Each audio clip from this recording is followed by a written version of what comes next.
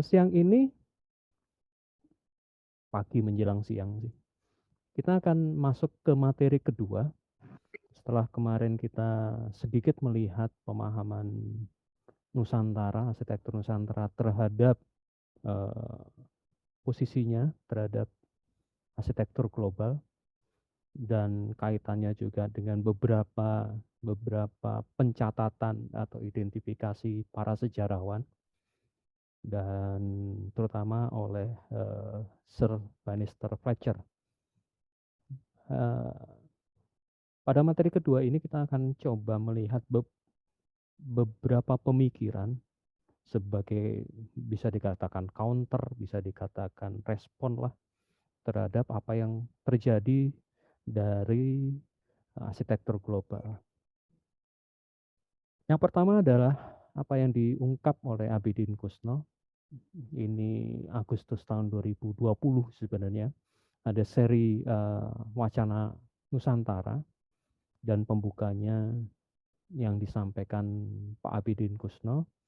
Kemudian penyampaian itu atau paparan itu dibukukan dalam buku yang disebut Reposisi Nusantara. Sebenarnya materi ini secara lebih detail dan mendalam sudah saya berikan sebagai materi mata kuliah arsitektur Nusantara tahun lalu. Jadi tahun ajaran 2020-2021. Kalian bisa cek ke YouTube ini, alamatnya ada di situ. Dan sebagai kalau pengen detailnya, jadi bisa kalian tonton di situ karena pada materi ini ada 3 pemikiran yang akan saya sampaikan bersamaan. Jadi untuk lebih detailnya silakan lihat apa yang disampaikan materi tahun lalu, itu sudah tanggal 23 Januari 2021 sih sebenarnya. Jadi benar-benar tahun lalu. Oke. Secara singkat, Pak Abidin Kusno menyampaikan ada 5 konsepsi atau posisi pemahaman Nusantara. Yang pertama mengacu pada pemahaman pada masa Kerajaan Majapahit, yaitu yang disebut Nusantara adalah sebuah daerah di pinggiran. Ketika ada kata peri-peri, ketika ada kata pinggiran, maka ada pusat. Pusatnya apa? Pusatnya adalah Majapahit sebagai pusatnya. Dan wilayah-wilayah di luar wilayah inti Kerajaan Majapahit itu yang disebut dengan Nusantara atau yang disebut tanah seberang. Kemudian Pak Abidin memberikan julukan Space of the Other, sehingga kemudian ada pemahamannya dengan lian di luar Majapahit. Jadi basis pemahamannya adalah pemahaman yang dilakukan atau yang diungkapkan ketika masa Majapahit. Jadi kalau kalian baca pemahaman Nusantara akan banyak banget bahasan, apalagi belakangan ini juga lagi seru-serunya pembahasan tentang Nusantara. Rujukan paling utama atau yang sering dijadikan rujukan adalah rujukan di masa kejayaan Kerajaan Majapahit. Kemudian yang kedua adalah geobody, memahami Nusantara sebagai geobody. Yang ini diteliti oleh peneliti Thailand. Jadi itu bukunya, buku yang kedua, Siam Map. Lebih ke sebuah kesatuan wilayah, penyatuan lebih nation space. Tidak berbeda dengan pemahaman di masa Majapahit. Kalau di masa Majapahit lebih kepada wilayah di luar Majapahit, tapi di sini yang pemahaman kedua sebagai geobody adalah memahami sebuah wilayah yang berada di antara di antara dua benua, di antara dua samudra. Lalu pemahaman ketiga justru mengungkapkan wilayah airnya. Jadi lebih kepada pemahaman bahari, space of flow. Jadi lebih kepada koneksi antar pulaunya. Jadi kalau yang pertama dan kedua melihat sebagai wilayah utuh, Sedangkan yang ketiga justru menempatkan air, menempatkan lautan itu sebagai sarana mempersatukan. Jadi kalau kalian pernah dengar memahami lautan sebagai sebuah eh, pemersatu bukan pemisah, itu berangkatnya pada pada pemahaman ini, konsepsi ketiga ini. Jadi memahami baharinya, memahami koneksi antar pulaunya. Jadi fokus-fokusnya secara wilayah mungkin tidak berbeda ya. Secara wilayah tidak berbeda, tapi fokus pemahamannya berbeda-beda. Jadi Nusantara dari fokus atau perspektif bahari melihat koneksi antar titik, antar pulau. Sehingga kalau kalian perhatikan kerajaan-kerajaan yang terjadi atau kerajaan-kerajaan besar yang muncul pada masa-masa lampau, itu kebanyakan dan sebagian besar berada di tepi air. Entah tepi laut, entah tepi sungai dengan sungai yang besar. Sehingga kapal besar bisa masuk ke dalam. Itu yang ketiga. Yang keempat, pernah saya sampaikan juga di pertemuan minggu lalu adalah apa yang diungkap oleh Denny Lombard sebagai persilangan budaya atau hibridasi budaya, sebagai crossroad. Kalau dalam bahasa Prancisnya itu kafu itu persimpangan, perempatan. Perempatan dari apa? Perempatan dari konsekuensi geografis yang berada di dua samudra dan dua benua. Jadi efek dari keadaan geografis yang seperti itu banyak terjadi pertemuan-pertemuan budaya melalui air, melalui perdagangan dan segala macam. Karena kita tahu perdagangan di masa lalu sebagian menggunakan aliran air, menggunakan lautan. Ini juga sebagai counter atau sebagai apa ya, pasangan kalau kalian pernah bicara tentang jalur sutra yang dikembangkan oleh Tiongkok, itu melewati daratan dari Tiongkok sampai ke Eropa. Di sini juga ada yang disebut dengan kalau kalian juga pernah dengar jalur rempah. Efek dari hibridasi atau efek dari bahari, kemudian ada perdagangan, terutama di jalur rempah. Tidak hanya jalur rempah hanya salah satu jalur perdagangan rempah. Banyak jalur-jalur perdagangan yang lain. Kalau jalur rempah itu yang dilakukan oleh para pendatang dari Eropa. Tapi sebelum itu sudah ada pedagang dari Tiongkok, ada pedagang dari Gujarat, ada Persia juga ada. Jadi di posisi di Nusantara itu benar-benar terjadi persilangan budaya yang efeknya luar biasa.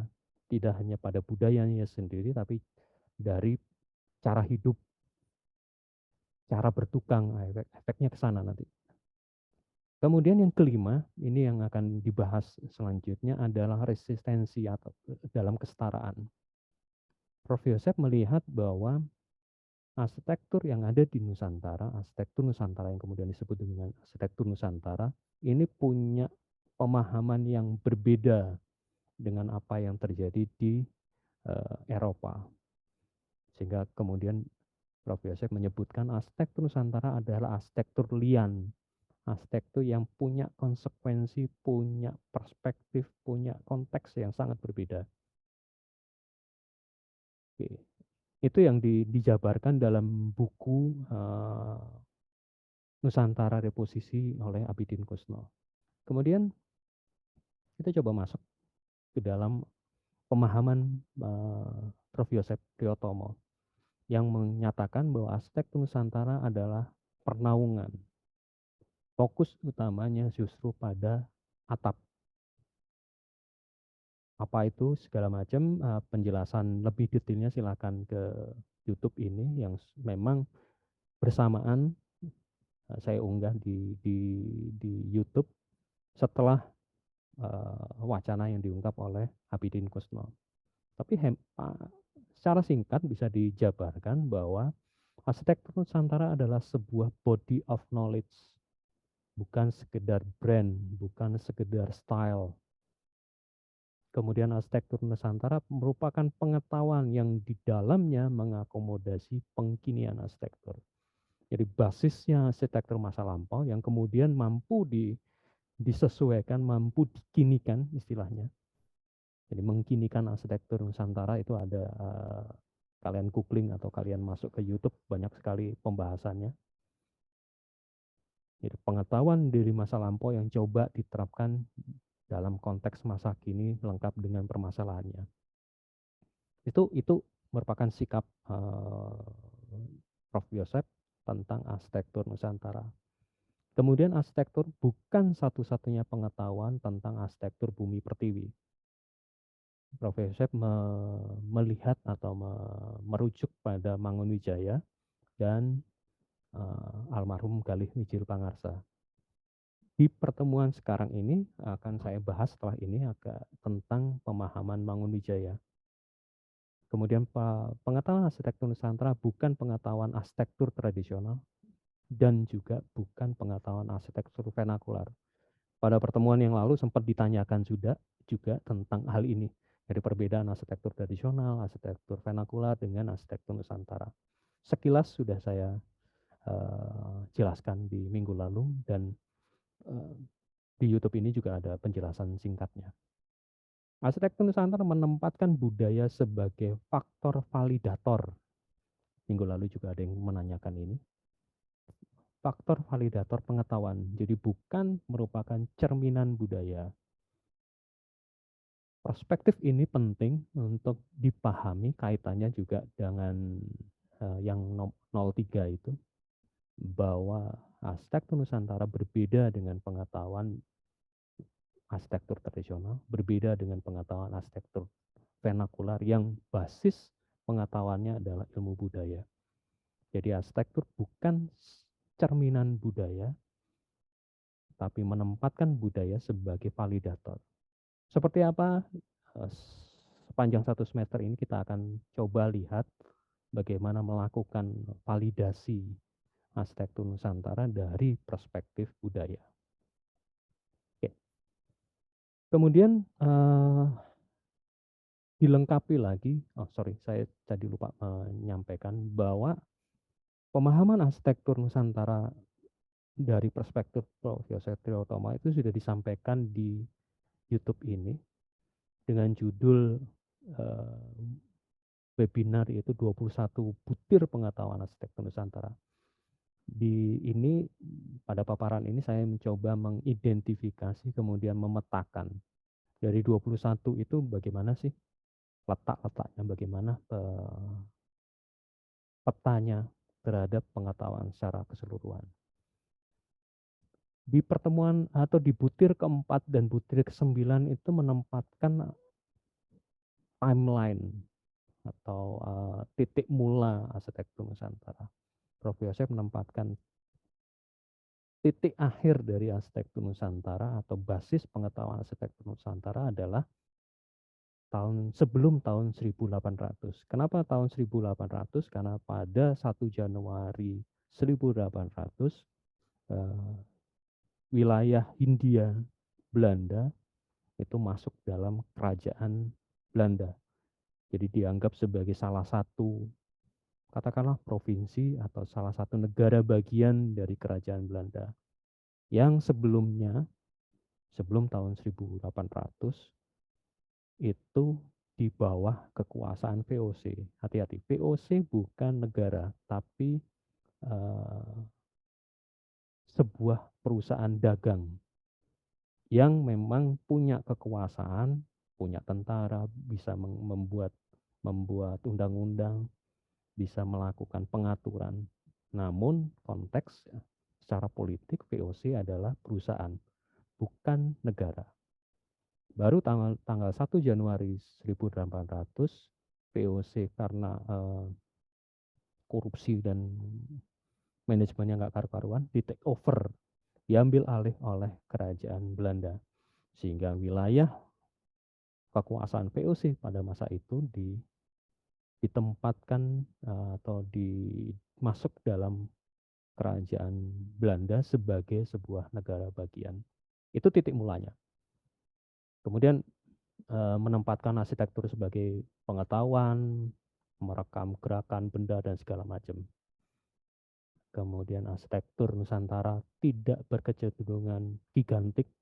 Jadi kita melihat bagaimana arsitektur Nusantara itu bukan arsitektur yang wah seperti arsitektur gotik dan segala macam, tapi justru yang kecil, skalanya skala manusiawi dan segala macam. Silakan lihat di YouTube-nya untuk penjelasan lebih detail lagi tentang ini, perspektif 21 butir, ada 21 butir pengetahuan arsitektur Nusantara oleh Joseph Priyotomo. Oke. Hal yang baru yang coba saya munculkan pada pertemuan ini adalah pemahaman atau pemikiran Mangunwijaya yang terungkap dalam buku Wastu Citra, yang kemudian di-highlight terutama adalah istilah Wastu Widya. Apa itu Wastu Widya? Kita coba lihat. Sebelumnya kita lihat dulu buku Wastu Citra. Buku Wastu Citra ada yang edisi baru, edisi revisi, dan kebetulan saya tidak punya yang edisi revisi, yang punya adalah edisi yang lama. Dan yang menarik, kalau kalian buka Goodreads, itu ada beberapa komen yang menyatakan buku ini buku yang sangat penting, buku yang cukup mendalam. Mas Kritoforus menyatakan bahwa selain buku Relativitas Adi Purnomo, buku ini sangat mengubah pemahaman arsitektur dari dia. Terlebih ketika melihat foto di bagian akhir buku memperlihatkan perkampungan kumuh di tepi sungai, terutama di Kampung Code. Ini pun sebentuk arsitektur yang faktual, nyata, terdapat banyak di negeri kita. Jadi itu salah satu ungkapan ketika Mas Kritoforus membaca buku ini. Matro dari Putri Kencana, yang kemudian dari membaca buku ini dia memperdalam, kemudian berkeliling di Jawa Tengah dan Jogja tahun 2006 untuk meriset gagasan pemahaman Romo Mangun terhadap ruang-ruang advokasi, ruang-ruang kepedulian terhadap kaum lemah, dan banyak hal lain. Dan cukup banyak hal-hal yang menarik yang bisa kita pelajari dari buku ini. Buat saya pribadi, buku ini cukup sulit dipahami dalam pengertian gini. Kalau hanya sekedar membaca, tidak ada masalah karena buku ini banyak sekali gambarnya dan banyak sekali contohnya. Tapi kemudian yang menarik dari buku ini adalah setiap kali membaca, saya punya pemahaman baru yang berbeda banget dengan pemahaman sebelumnya. Bukan sebelum saya membaca sebelumnya. Semalam atau kemarin ketika saya mempersiapkan buku ini, paparan ini, ada banyak hal yang sangat berbeda dari pemahaman saya sebelumnya. Apa itu? Kita coba lihat. Ini daftar isinya.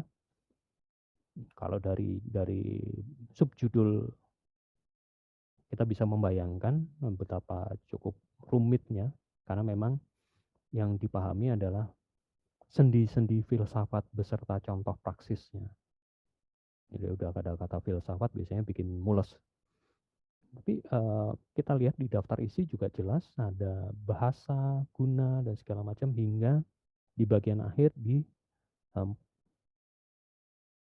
bab 14 itu ada tentang mencari kembali makna arsitektur. Setelah penjelasan yang panjang lebar, kemudian mencari kembali makna arsitektur. Oke. Saya tidak akan mengungkap dari nomor 2 sampai nomor 14, tapi saya akan mengungkap sedikit beberapa titik-titik yang buat saya menarik, terutama di bab 2, bahasa dan ungkapan. Tubuh manusialah yang menghubungkan yang serba dalam batin dengan alam semesta yang di luar diri kita, khususnya yang berciri materi. Ini dipahami bahwa apa yang terjadi di batin kita, apa yang terjadi di pikiran kita itu sebenarnya terungkap dalam karya kita. Salah satunya fokus kita kebetulan di sini adalah arsitektur. Berarsitektur adalah berbahasa manusiawi dengan citra unsur-unsurnya, baik dengan bahan material maupun bentuk serta komposisinya. Jadi yang coba dipaparkan oleh Mangunwijaya di sini bahwa arsitektur itu sama dengan bisa disetarakan dengan karya novel, bisa disetarakan dengan karya puisi dan segala macam. Sebagai ekspresi diri dari penciptanya, entah arsitek, entah komunitas, suku, sebagai ungkapan atau salah satu cara berbahasanya. Dan ini kemudian makin jelas ketika di buku Ragawidya. Di sini Mangunwijaya menjelaskan bagaimana korelasi antara kelakuan atau perilaku kita sehari-hari dengan dari perspektif spiritual, dari perspektif religius. Jadi apa yang diungkap sehari-hari itu bisa mengungkapkan atau mencerminkan sisi manusia kita, terutama sisi spiritual kita.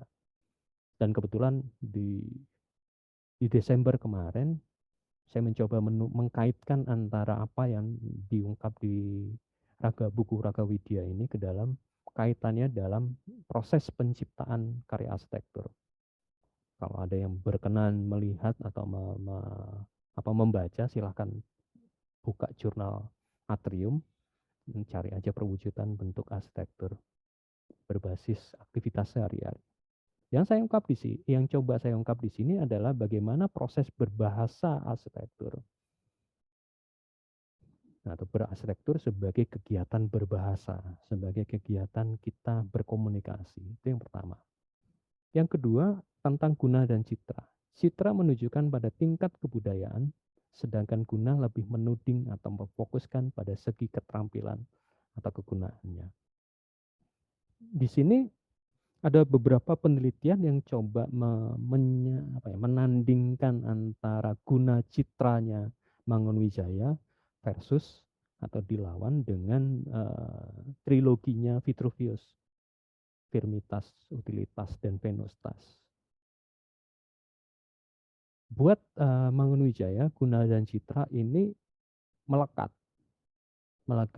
dalam sebuah karya arsitektur. Dia kayak mata uang, sekeping mata uang yang kita tidak bisa memisahkan. Ya kita tahu ada dua hal itu, tapi kita tidak bisa memisahkan.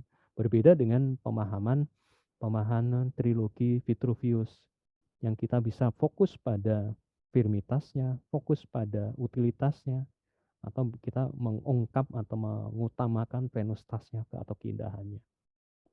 Di sini Mangunwijaya menyatakan kalau sebuah karya arsitektur yang benar-benar berhasil, benar-benar dianggap mempunyai nilai, ya ketika dia menunjukkan citranya, menunjukkan kebudayaan dalam pengertian luas ya. Dan pada saat bersamaan dia berguna, tidak hanya sekedar keindahan semu semata, tapi keindahan itu benar-benar berguna. Itu yang ketiga. Kemudian yang bagian ke-8, sebagai tandingannya dia menunjukkan bahwa kata arsitektur itu dibawa, atau pemahaman arsitektur versi Eropa dibawa oleh orang Belanda masuk ke Indonesia. Awalnya hanya benar-benar mencontoh. Jadi karya-karya arsitektur di masa kolonial Belanda itu benar-benar memindahkan apa yang terjadi di Eropa, terutama di Belanda. Hati-hati, nanti kita ada bahasan sebenarnya di mata kuliah sejarah khusus itu tentang perbedaan antara arsitektur di Belanda dengan arsitektur yang ada di Jerman dan Inggris dan Prancis. Itu ada perbedaan yang menarik di situ. Belanda salah satu negara pinggiran, bukan sebagai negara pusat perkembangan kebudayaan di Eropa. Namun pemahaman kemudian yang dilakukan oleh arsitek-arsitek Belanda atau pembesar-pembesar Belanda itu memindahkan apa yang terjadi di Eropa yang dipahami di Belanda ke dalam ke tanah, bisa dikatakan tanah jajahan atau bisa dikatakan negara bagian. Itu kemudian menjadi permasalahan, terutama permasalahan iklim dan segala macam. Efek selanjutnya adalah kemudian kita kenal dengan kebudayaan Indis. Namun catatan yang menarik dari Mangunwijaya adalah kalimat berikutnya. Arsitektur vernakularisme pada dasarnya merupakan kesempatan bagus bagi arsitek Indonesia untuk mengembangkan sesuatu arsitektur khas Indonesia. Namun tidak dikerjakan dalam perekaan bentuk semata. Ini yang garis tebal yang perlu dipahami. Tidak dikerjakan dalam perekaan bentuk semata. Namun lebih Mangunwijaya mendorong arsitek untuk lebih mampu masuk ke dalam jati diri kebudayaan bangsa kita. Dalam permasalahan dasar baik teknis, kenyamanan maupun perwujudan citra. Lihat ke pemahaman guna citra. Arsitektur tidak hanya mengolah masalah teknis belaka, tetapi berkecimpung dalam dunia makna yang terdalam. Ini yang kemudian mendorong pemahaman ini. Mangunwijaya menyodorkan sebuah pemahaman yang disebut dengan Wastuwidya. Wastuwidya berarti ilmu bangunan, ilmu yang tidak hanya sekedar teknis semata, karena pemahaman Vastu atau Wastu berarti norma tolak ukur dari hidup susila, hidup secara betul, pegangan normatif semesta, namun norma yang sudah mengambil wujud dan bentuk. Sehingga jelas Wastu jauh lebih luas dan menyeluruh daripada kata arsiteknikos atau seni bangunan atau arsitektan yang dipahami oleh arsitektur Eropa. Mengolah arsitektur yang lebih lengkap, lebih utuh dalam arti Wastu itu merupakan total arsitektur, arsitektur yang menyeluruh. Ini yang saya katakan tadi sebagai pemahaman baru ketika saya membaca lagi. Mangunwijaya membuka peluang untuk memahami arsitektur itu lebih luas lagi. Bukan hanya sekedar teknisnya, tapi bagaimana korelasinya dengan lingkungan, bagaimana korelasinya dengan manusianya, bagaimana korelasinya dengan budaya setempat. Dan budaya itu kan sebenarnya sebuah apa ya, bisa dikatakan sebagai tempat penyimpanan pengetahuan-pengetahuan di masa lalu. Saya selalu mengatakan kotak budaya adalah kotak yang sebenarnya tidak dipahami mendalam dalam logika berpikir ilmiah Eropa Amerika. Jadi hal-hal yang dianggap di luar logik, di luar pemahaman, di luar filsafat kemudian masuk dalam kotak budaya. Dan buat saya, kotak budaya itu yang kemudian bisa kita interpretasi lebih lanjut. Dan itu yang dilakukan oleh Mangunwijaya. Dia mengatakan, silakan bongkar katakanlah kata-kata lainnya. Silakan bongkar pemahaman budaya itu. Kemudian lengkapi pengetahuan itu untuk melengkapi, menyempurnakan arsitektur yang sudah didapat dari pemahaman arsitektur yang sudah dilakukan oleh orang Eropa.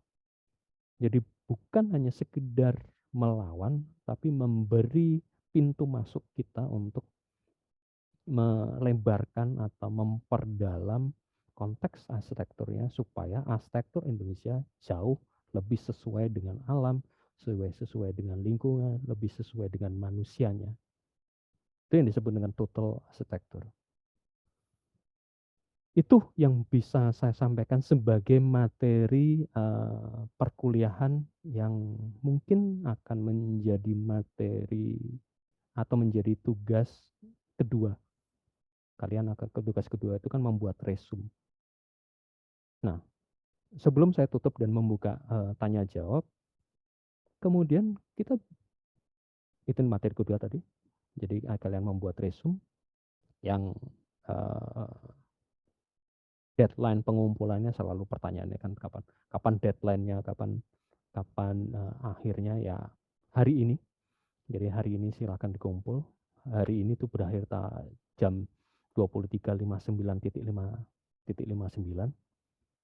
Jadi silakan dikumpul. Itu materinya. Namun pada saat bersamaan tolong juga disiapkan untuk tugas ketiga. Tugas ketiga adalah setelah kalian mendengarkan dua materi di awal, kedudukan arsitektur Nusantara terhadap arsitektur global, kemudian ada 3 pemikiran arsitektur Nusantara, apa yang terbesit dalam pemikiran kalian? Bagaimana pemahaman personal kalian terhadap arsitektur Nusantara? Ini tidak aja acuan bakunya seperti apa, tapi silahkan kalian mengeksplor atau kalian seiseng mungkin, silahkan. Kemudian keisengan kalian akan saya minta minggu depan untuk saya secara random silakan dikumpul ke Google Drive sebelum kuliah dimulai. Kita kuliah tetap 10:30. Saya akan cek sekitar jam 9, jadi silakan masukkan pagi atau sehari sebelumnya terserah. Saya akan cek, saya akan tampilkan secara random dan kemudian kita diskusi. Kita bongkar-bongkar, kalian bisa kemudian intinya adalah apa kesamaan dan perbedaan berpikir ketiganya. Ini tentang tugas ketiga. Sebenarnya ketiganya itu bicara hal yang sama atau hal yang berbeda sih? Pak Abidin Kusno, Prof. Yosef Priyotomo, dan almarhum Mangunwijaya. Apakah mereka bicara hal yang sama? Kalau ada hal yang sama, samaannya di mana? Atau benar-benar berbeda? Yang kemudian silakan kalian pilih. Kalian mau ikut yang mana, mengacu yang mana, atau bikin jalan sendiri. Kalian bisa bikin jalan sendiri, tentu dengan argumen. Ini saya juga akan mengajukan pemikiran juga, seperti yang saya ungkap di minggu lalu. Kayaknya bukan ketiganya deh. Saya akan memajukan tentang arsitektur Nusantara adalah arsitektur adaptasi. Adaptasi terhadap apa? Kita akan bongkar pelan-pelan. Dan cara berpikir ini nggak usah takut untuk berpendapat. Kebetulan kan mata kuliah ini mata kuliah pilihan atau beberapa yang ngambil mata kuliah untuk kurikulum lama adalah mata kuliah inti, tapi sebagian besar dari kalian adalah mata kuliah pilihan. Jadi diharapkan kebebasan kalian berekspresi, kebebasan kalian berpikir untuk mengeksplor lebih lanjut. Itu yang bisa saya sampaikan. Saya stop share.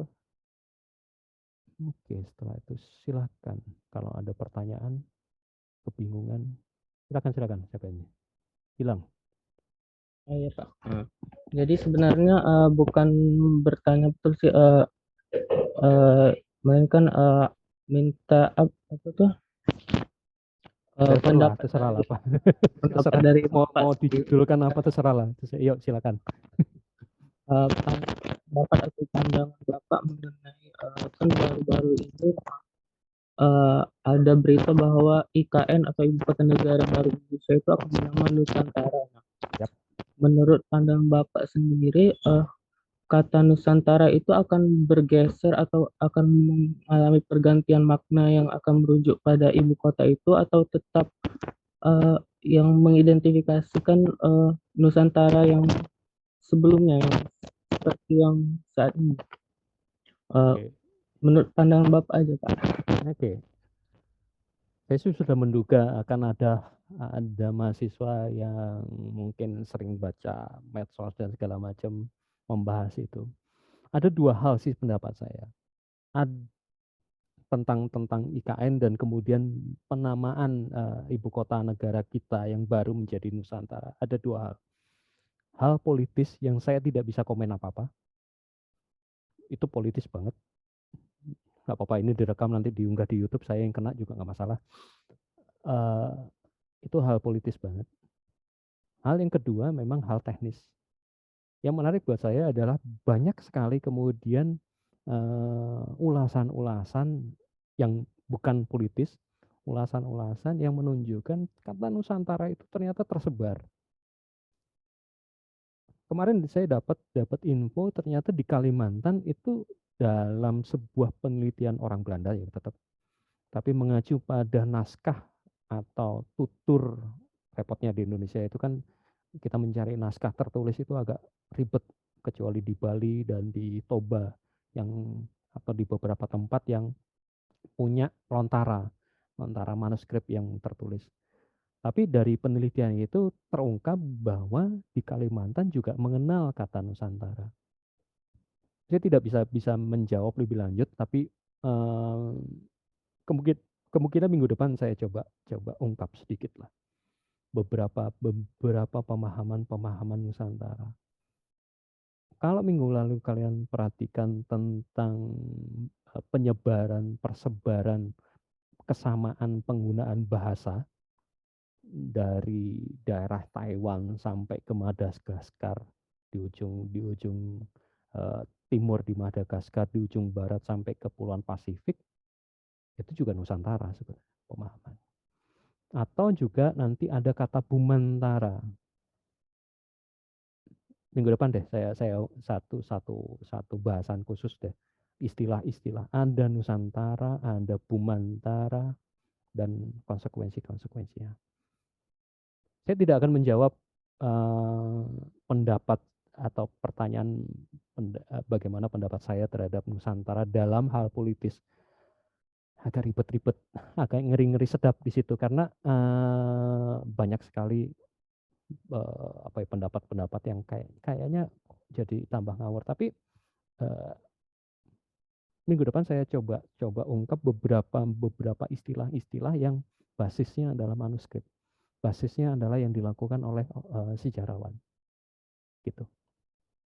Makasih Gilang sudah menempatkan saya di ujung jurang, agak ngeri-ngeri. Itu ramenya minta ampun 2 minggu ini. Dan enggak tahu ya, apakah berefek pada traffic di YouTube? Kayaknya enggak sih. Tiba-tiba saya kayak gosali, tiba-tiba traffic mata kuliah saya naik, enggak juga sih. Kemarin udah banyak yang, wah ayo mumpung ada mata kuliah arsitektur Nusantara, ayah, enggak lucu aja sih. Gitu. Ada itu tadi, ada hal politis, ada hal konsekuensi dari penggunaan istilah. Seperti yang diungkap Mangunwijaya, itu kan menggunakan istilah arsitektur itu justru mempersempit arsitektur itu sendiri. Tapi menggunakan Wastuwidya justru memperluas pemahaman dan melengkapi pemahaman arsitektur. Gitu. Yap, gitu. Thank you. Minggu depan saya jawab lebih detail. Karena saya harus mengumpulkan ini silang sumber-sumbernya saling tumpuk menumpuk gitu, saya belum memilahnya. Oke, ada lagi? Halo Pak. Yap. Mau tanya Pak, yang terkait tugas Pak, maksud dari kasus-kasus itu gimana ya Pak? Kasus yang diminta itu Pak? Untuk tugas 2 atau tugas 3? Kedua-duanya Pak. Kasus itu contoh aja. Contoh kasusnya umpamanya ya, kalau kalian mengambil perspektif dari Pak Yosep, kasusnya seperti apa sih? Itu ada banyak. Gini, kenapa saya minta selalu kalau kalian perhatikan di ketentuan tugas itu ada kasus, ada contoh kasusnya. Ini sebenarnya kesempatan kalian untuk mengeksplor. Sebenarnya pemahaman Prof. Yosep kalau diterapkan di kasus itu seperti apa sih? Masukkan aja arsitektur Nusantara mengkini itu banyak banget bahasanya. Ambil salah satu aja, kemudian rangkum atau dengan kata-kata kalian sendiri berdasarkan sumber itu apa. Itu aja. Pak Yosep bisa, Mangun Wijaya juga bisa. Kalau yang ini juga, kalau yang Abidin Kusno memang agak ribet contohnya karena dia benar-benar hanya memilah, bukan memberi pengetahuan. Dia menunjukkan bahwa ada 5 konsepsi itu dan konsekuensinya. Gitu aja. Bahwa kata Nusantara itu punya perspektif dan konsekuensi masing-masing. Kalau berdasarkan Nusantaranya Majapahit, ya konsekuensinya pusatnya di Majapahit. Kalau menggunakan Bahari, apa konsekuensinya? Gitu sih. Jadi contoh nggak usah dipandang sebagai harus bangunan, enggak. Contoh bisa juga pemikiran. Googling aja kata siapa, itu kan banyak di jurnal. Di jurnal silakan dibaca singkat, kemudian menurut kalian itu apa? Gitu, Peter. Oke, makasih Pak. Sama-sama. Oke, kalau cukup terima kasih.